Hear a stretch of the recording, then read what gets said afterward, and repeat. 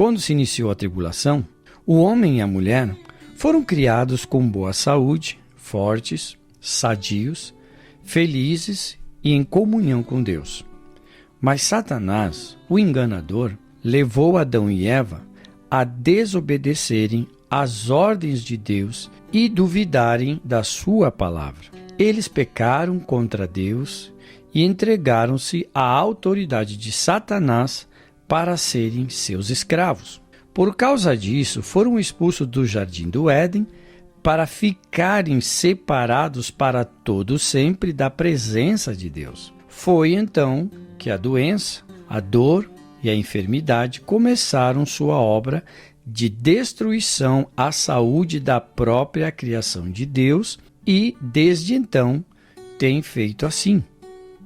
Até que Cristo, o Filho de Deus, chegou e tomou sobre si os pecados e enfermidades e os levou.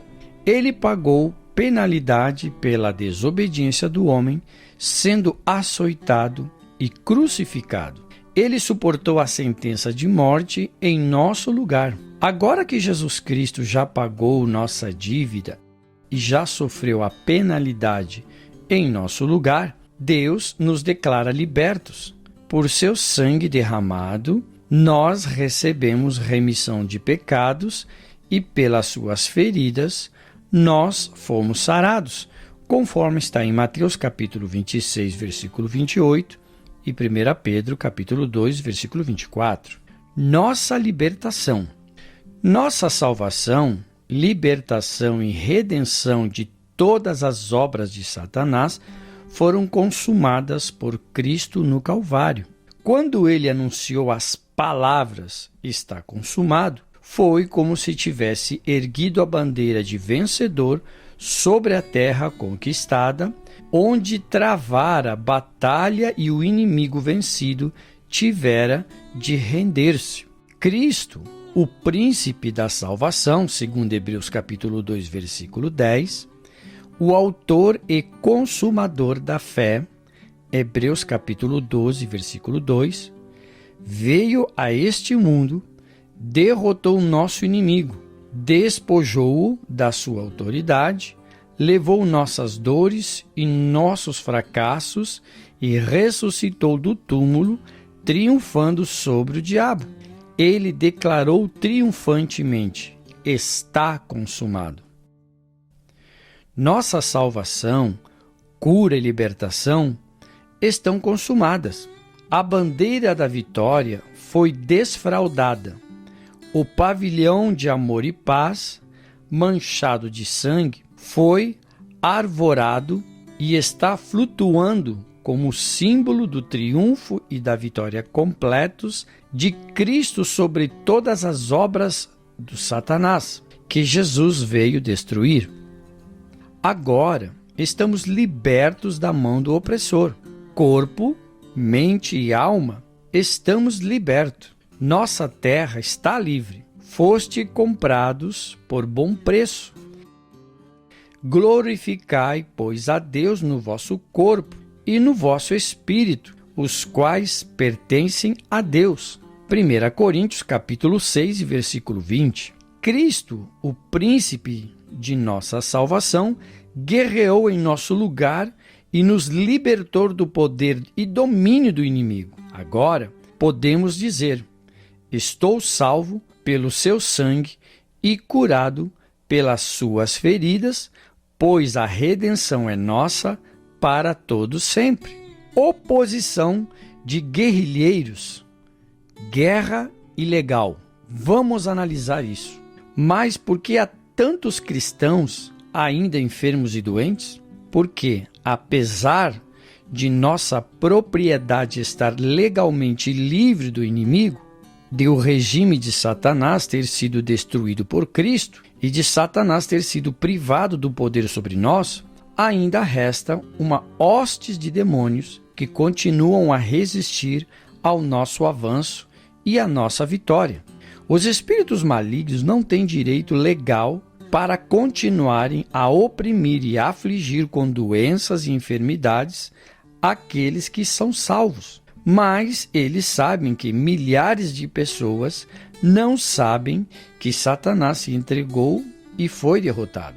Milhares de pessoas não sabem que as forças do inimigo não têm mais direito legal sobre nós. E assim eles continuam a oposição ilegal contra a raça humana e derrotam a muitos. Enquanto o povo não sabe da derrota legal de Satanás, ele pode agir sem impedimento. No entanto, nosso dever é ler, conhecer a palavra de Deus e descobrir o registro da derrota completa de Satanás. Então, podemos resistir ao diabo firmes na fé e ele fugirá de nós, conforme está escrito em Tiago, capítulo 4, e versículo 7, e 1 Pedro, capítulo 5, versículo 9. Reconhecendo o nosso inimigo, preste atenção. Satanás é nosso adversário. Os demônios são nossos inimigos, que continuamente se ressentem de nossos direitos legais e são invejosos de nossa herança. Sempre procuram impedir o nosso progresso e roubar-nos cada centímetro quadrado de nossa terra prometida. Mas, como Josué e os filhos de Israel, devemos entrar e possuir nossa terra sem medo. Convém que reconheçamos nosso adversário, identificando-o, sabendo dos seus métodos de guerrear e preparando-nos para expulsá-lo com fé e perícia. Isso podemos fazer apenas lendo e conhecendo a palavra de Deus. 2 Coríntios capítulo 10 e versículo 4 diz: as armas da nossa milícia não são carnais, mas sim poderosas em Deus para a destruição das fortalezas. Porque não temos que lutar contra a carne e o sangue, mas sim contra os principados, contra as potestades, contra os príncipes das trevas desse século, contra as hostes espirituais da maldade nos lugares celestiais. Efésios capítulo 6 e versículo 12. Tudo que é mau, destrutivo, maligno, detestável e escravizador é de Satanás. Tudo que é bom, bendito, amável, benigno e puro é de Deus. Toda boa dádiva e todo o dom perfeito vem do alto, descendo do Pai das luzes. Tiago, capítulo 1 e o versículo 17. Deus nos deu tudo o que diz respeito à vida, conforme está escrito em 2 Pedro, capítulo 1 e o versículo 3. Pois o Filho do Homem não veio para destruir as almas dos homens, mas para salvá-las. Lucas, capítulo 9 e versículo 56. Concluir que Satanás é mau e Deus é bom, as coisas boas já sabemos que vêm de Deus, e as coisas más vêm do nosso adversário.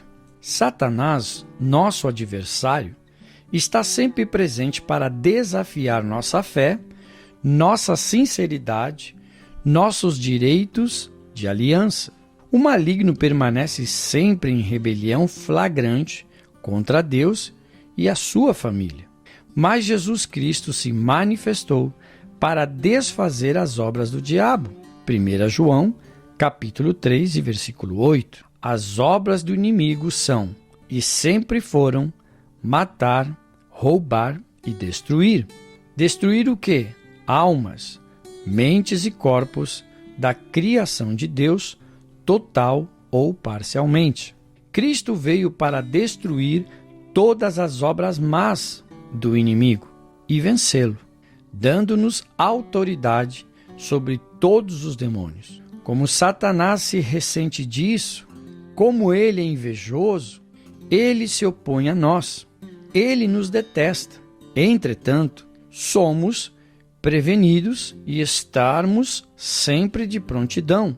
Foi-nos dado uma armadura completa para resistir-lhe.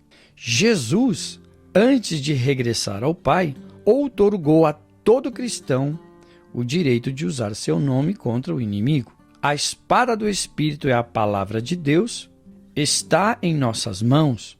Nossos pés estão calçados com o Evangelho. O capacete da salvação encontra-se em nossa cabeça e o escudo da fé é a nossa defesa, com o qual podemos apagar todos os dardos inflamados do maligno. Leia aí na sua casa Efésios capítulo 6, do versículo 13 ao versículo 18. Jesus, o nosso capitão, o nosso mestre, diz, em Lucas capítulo 10 e versículo 19, Eis que vos dou o poder para pisar toda a força do inimigo. Dou-lhes virtude e poder sobre todos os demônios. Lucas capítulo 9, versículo 1. Em meu nome expulsarão demônios. Marcos capítulo 16 e versículo 17. E porão as mãos sobre os enfermos e os curarão. Marcos capítulo 16 e versículo 18. Nunca devemos temer nem tremer, mas somente ter bom ânimo, ser forte na fé e resistir ao diabo com toda a armadura de Deus, expulsar demônios em nome de Jesus Cristo e com a espada do Espírito, que é a palavra de Deus, vencer toda a força que se oponha.